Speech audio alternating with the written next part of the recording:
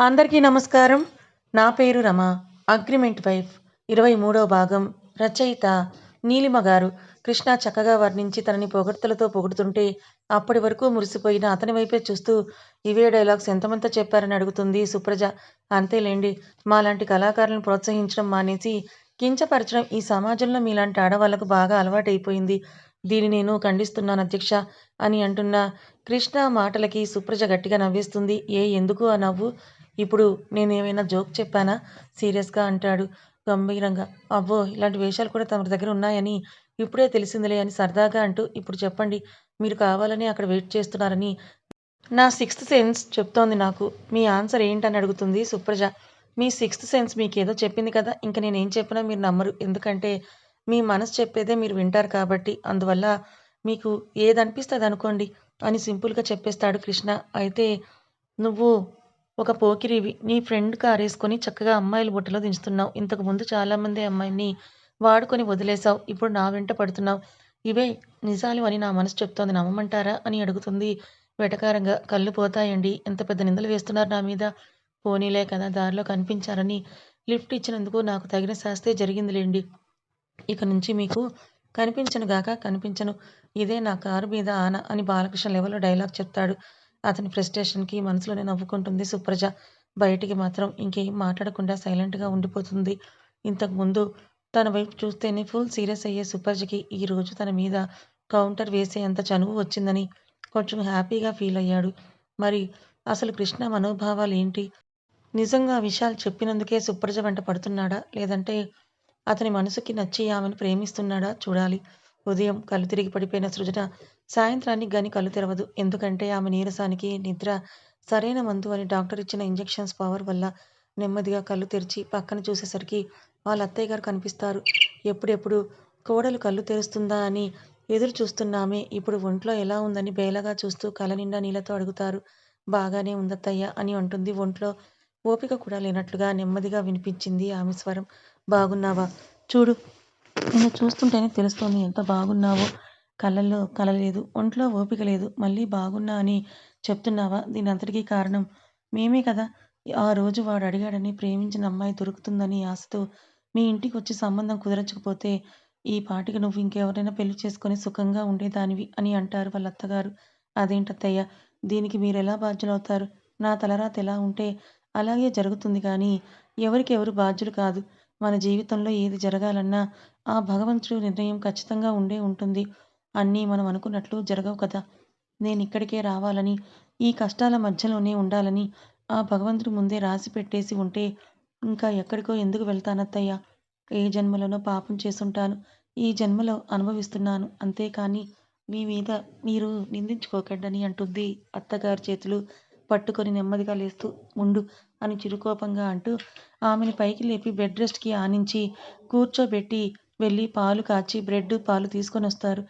ఆమె స్వయంగా కోడలికి తినిపించి, మందులు వేయించి, డోర్ లాక్ చేసి డాక్టర్ చెప్పిన విషయాల్ని మర్చిపోలేదు కాబట్టి ఆమె ఇచ్చిన ఆయింట్‌మెంట్ తీసుకొని ఆమెకి ఎక్కడెక్కడైతే దెబ్బలున్నాయో వాటి మీదే అప్లై చేస్తారు. తను వద్దని వారిస్తున్నా వినకుండా.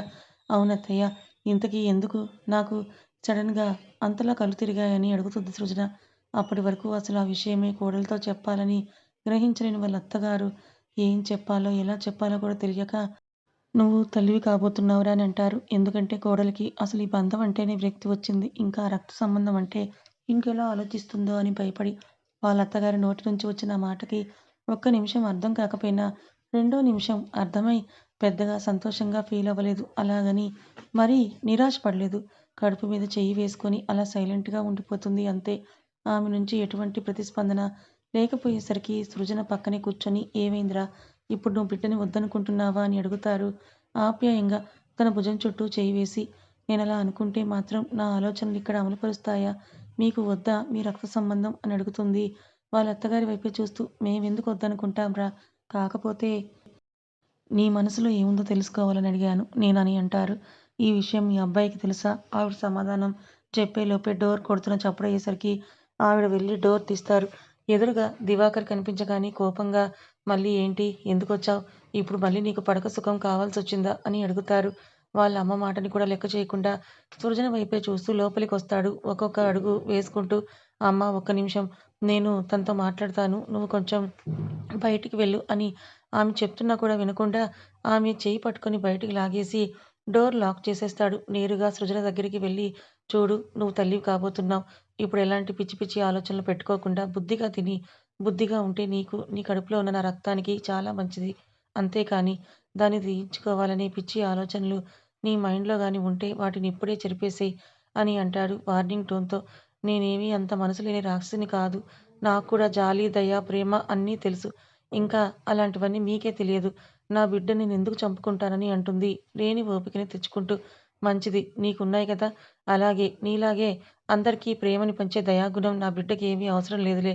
వాడిని నాలాగే పెంచుతాను. నువ్వు మాత్రం నేను చెప్పినట్టు చేయడమే నీ పని అని అంటూ, ఇప్పుడు పడుకో ఇంకా మళ్ళీ రెస్ట్ అవసరం కదా అని చెప్పి తనే దగ్గరుండి ఆమెను పడుకోబెట్టి దుప్పటి కప్పి డోర్ తీసి బయటకొస్తాడు. అతని నుంచి ఈ రియాక్షన్ అసలు ఎక్స్‌పెక్ట్ చేయని సృజన ఆశ్చర్యపోతుంది.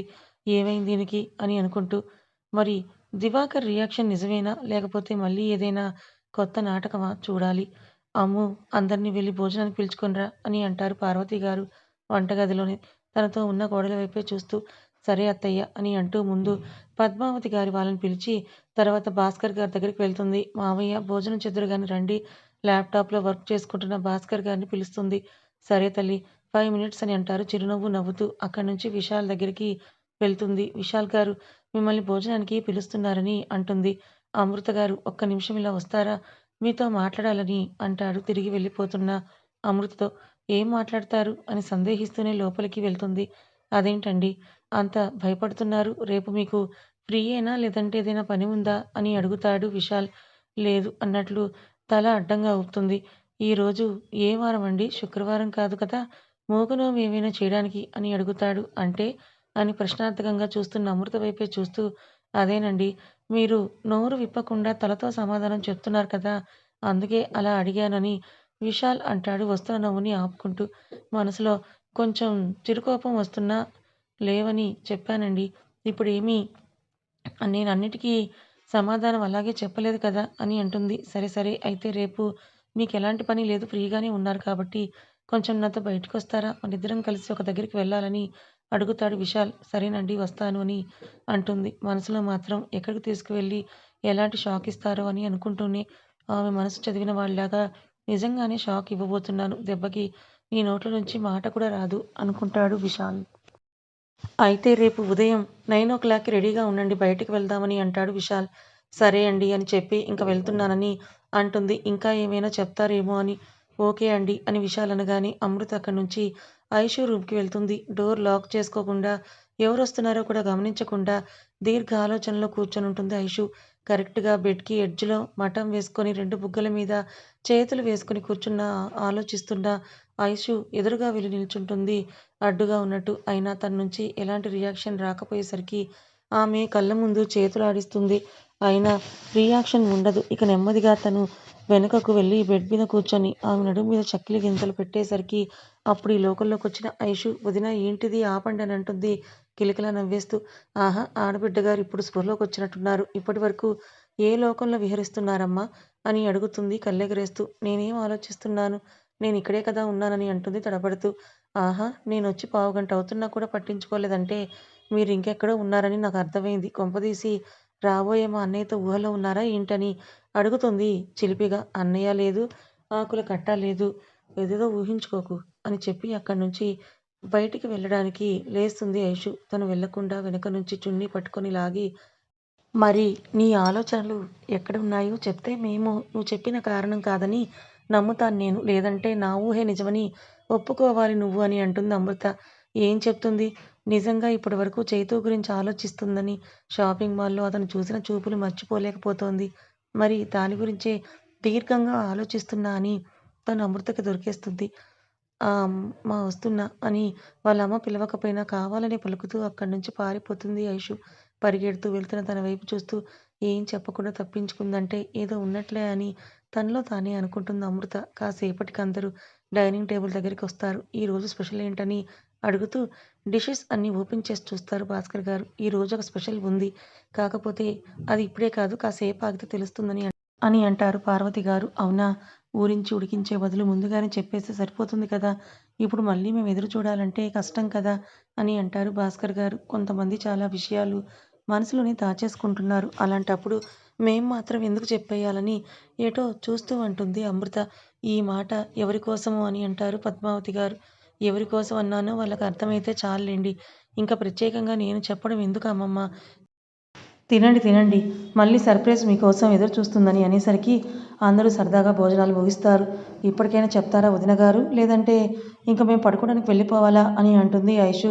భోజనాలన్నీ అయిపోయాక హాల్లో సోఫాలో కూర్చొని కంగారు ఎందుకు అని అంటూ వంటగదిలోకి వెళ్ళి కాసేపటికి బయటకు వస్తుంది చేతిలో పెద్ద ట్రేతో. వావ్, బ్రెడ్ హల్వా ఇదేనా మీరు ఇందాక నుంచి మమ్మల్ని ఉడికించి దాస్తున్న సర్ప్రైజ్ అని అడుగుతారు భాస్కర్ గారు పార్వతి గారి వైపే చూస్తూ. ఏ మీకొద్దా, సర్లేండి, మీరు డిసప్పాయింట్ అయ్యారనుకుంటా కదా, ఇంకా ఏదో అని ఊహించుకుంటుంటే ఇది మీకు ఇవ్వను, మేమే కానిచ్చేస్తాం మీది కూడా అని పార్వతి గారు ఆయన కప్పు లాగుతూ అంటుంటే, అమ్మమ్మ నేను ఎప్పుడైనా ఆ మాట అన్నానా? అందులోనూ నా అమ్ము తల్లి చేసిన తర్వాత అసలు ఆ మాట అనగలమా? కావాలంటే నీ కప్పు కూడా నాకే ఇచ్చేయని అంటారు భాస్కర్ గారు. ఎవరిదెవరు తీసుకొని అవసరం లేదు, ఇంకా చాలానే ఉంది, ఎవరికి ఎంత కావాలంటే అంత తినొచ్చు మామయ్య అని చిరునవ్వుతో చెప్తూ ఒక్కొక్కరికి ఒక్కొక్క బౌల్ని అందిస్తుంది. యమ్మీ, చాలా బాగుంది వదిన అని ఐషు అంటుంది. అవును మనవరాలా, స్వీట్ తినాలి అంటే శుభముహూర్తం లేదా శుభ సమయం శుభవార్త ఏమైనా ఉండాలంటారు. మరి ఇప్పుడు ఈ స్వీట్ని ఎందుకు చేసినట్టని అడుగుతారు పద్మావతి గారు సరదాగా అమృతని ఆట పట్టిస్తూ. ఈ ఒక్కరోజు ఆగితే రేపు మీ అందరికీ ఒక శుభవార్త తెలుస్తుంది, కానీ ఇప్పుడైతే చెప్పలేనని అనుకుంటాడు విశాల్ వాళ్ళ గ్రాని మాటలకు. అలాంటిదేం లేదమ్మా, సరదాగా చేయాలనిపించింది చేశాను అంతే అని ఏదో ఆలోచిస్తూ అంటుంది అమృత. ఆ సమయంలో ఆలోచన రాలేదు, కానీ కాస్త ఓపికగా ఆలోచించేలా ఉంటే వాళ్ళందరికీ కూడా ఐడియా వద్దును. ఆ రోజు ఎందుకు అమృత స్వీట్ తయారు చేసింది అనేది. అందరూ స్వీట్ తినే పనిలో పడ్డారు, కానీ దాని గురించి ఎవరు ఆలోచించలేకపోయారు. ఏంటమ్మా, టైం 10 అవుతున్నా ఇంకా పడుకోకుండా ఏం ఆలోచిస్తున్నావు అని అడుగుతుంది సుప్రజ హాల్లోనే సోఫాలో కూర్చొని ఆలోచిస్తున్న కాంతంతో. ఈరోజు డేట్ ఎంతో నీకు గుర్తుందా అని అడుగుతుంది కాంతం తన పక్కన కూర్చున్న కూతురుతో. ఎందుకు అని ప్రశ్నార్థకంగా అడుగుతుంటే, ఎందుకంటే ఈ రోజుతో మీ అక్క బావల పెళ్ళై 3 సంవత్సరాలు పూర్తవుతుందని అంటుంది కాంతం. ఓహో, అంటే ఈ రోజు వాళ్ళ పెళ్ళయిందా? ఏమో, నాకు వాళ్ళ గురించి ఎందుకు ఆలోచన ఉంటుంది ప్రత్యేకంగా గుర్తుపెట్టుకోవడానికని అడుగుతుంది సుప్రజ భుజాలు ఎగరేస్తూ. అప్పుడప్పుడు మన శత్రువుల గురించి కూడా మనం కొన్ని విషయాలు గుర్తుంచుకోవాలి, అర్థమైందా అని సుప్రజ తల మీద చిన్నగా మొట్టి, నేను ఎలా మర్చిపోతానా నష్టజాతకురాలిని, దరిద్రాన్ని నా నుంచి వదిలించుకున్న రోజుని నేను ఆనందంగా జరుపుకుంటాను, అందువల్ల ఎప్పుడు మర్చిపోనని అంటుంది కాంతం. అయితే ఈ రోజైనా వాళ్ళ పెళ్లి రోజు అని అడుగుతుంది. ఈ రోజు కాదు రేపు, కానీ పెళ్లి రోజు కాని పెళ్లి రోజు అని కాంతం అనగానే, నిన్ను కొంపదీసి ఏ పిచ్చుకోక గానీ కలవలేదు కదా, పెళ్లి రోజు అంటున్నావు, పెళ్లి కాని రోజు అంటున్నావు, ఏం మాట్లాడుతున్నావు అసలు అని అడుగుతుంది.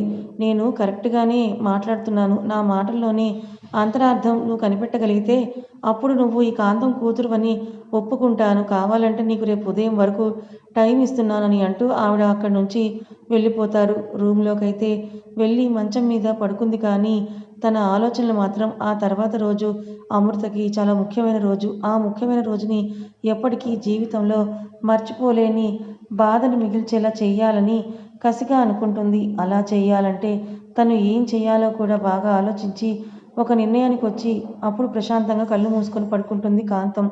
మరి తన ఆలోచనలు ఎంతవరకు ఫలిస్తాయో, అవి అమృత జీవితానికి ఎటు దారి తీస్తాయో ఆ దేవుడికే తెలియాలి. అందరూ ఎవరి రూమ్కి వాళ్ళు వెళ్ళాక అమృత కూడా తన గదిలోకి వచ్చి డోర్ లాక్ చేసుకొని కూర్చుంటుంది. ఇందాక బామ్మగారు అడిగిన ప్రశ్నకి సమాధానం తనకి తెలుసు. ఏమీ చెప్పకుండానే సైలెంట్గా ఉండిపోయింది, కారణం చెప్పే పరిస్థితి లేక. అలాగే ఆవిడ అనుకుంటున్నట్లుగా నిజంగా ఆ రోజు ప్రత్యేకమైన రోజే, పాపం ఎవరికీ గుర్తులేదు, కానీ అమృతకి మాత్రం మర్చిపోలేని రోజుగా మారిందది. దిండు కింద దాచిపెట్టిన విశాల్ ఫోటో తీసుకొని ముని వేళ్లతో తడిమి చూస్తూ, ఈరోజు మీకు నాకు పెళ్లి సంబంధం కుదిరిన రోజని కంటే పెళ్లి జరిగిపోయిన రోజని అనుకోవాలి. ఎందుకంటే మనది అందరిలా తాళిబంధం మాత్రమే కాదు, అగ్రిమెంట్ బంధం కూడా. నేను మీ జీవితంలోకి సంపూర్ణ భార్య కన్నా ముందు అగ్రిమెంట్ వైఫ్గా అడుగుపెట్టాను. ఈరోజు మన అగ్రిమెంట్ కుదిరిన రోజు, నేను ఇష్టపూర్వకంగా సంతకాలు పెట్టిన రోజు, అలాగే నా తర్వాత మతి లేకుండా మీరు సంతకాలు పెట్టిన రోజు. కాబట్టి అందరికీ గుర్తులేని మన పెళ్లి రోజు అని అనుకుంటుంది మనసులో. అతని ఫోటోని గుండెలకు హత్తుకొని ఇంతకు ముందు రూమ్లో విశాల్ తనతో చెప్పిన మాటల్ని గుర్తు చేసుకుంటుంది. రేపు బయటికి వెళ్దాం, కొంచెం పనుంది అంటున్నారు అంటే ఆయనకి ఏదైనా అనుమానం వచ్చిందా? ఒకవేళ అలా అయితే అతని రియాక్షన్ ఎలా ఉంటుందని పరిపరి విధాలుగా ఆలోచిస్తోంది తన మనసు. ఒకవేళ ఆయన రేపు ఎవరికీ తెలియకుండా నన్ను వెళ్ళిపోమ్మంటే అలా వెళ్ళిపోవాలా? పెళ్లి రోజు నాడే పుట్టింటికి వెళ్ళిపోవాలా? ఇలా అర్థం కాని ప్రశ్నతో కొన్ని సమాధానాలు వెతుక్కుంటూ గమ్యం లేని తన జీవితానికి గమ్యం ఏంటో కూడా తెలియక ఎడతెరిపి లేని ఆలోచనలతో సతమతమవుతుంది అమృత. బాధతో నిద్ర కరువైపోయింది ఆ రోజు. కానీ తెల్లారితే తన జీవితంలోకి వసంతాలు వస్తాయి అని ఆమె ఊహించేలా ఉంటే కల్లారా నిద్రపోదునేమో. కథ ఇంకా ఉంది. మరి విశాల్ అమృతకి ఇస్తానన్న సర్ప్రైజ్ ఏంటి? రేపు తను ఎక్కడికి తీసుకుని వెళ్తున్నాడు? అమృతకి నిజం చెప్పేస్తాడా? తెలుసుకోవాలనుకుంటే ఛానల్ని ఫాలో అవ్వండి. కథ నచ్చితే లైక్ చేయండి. Thank you.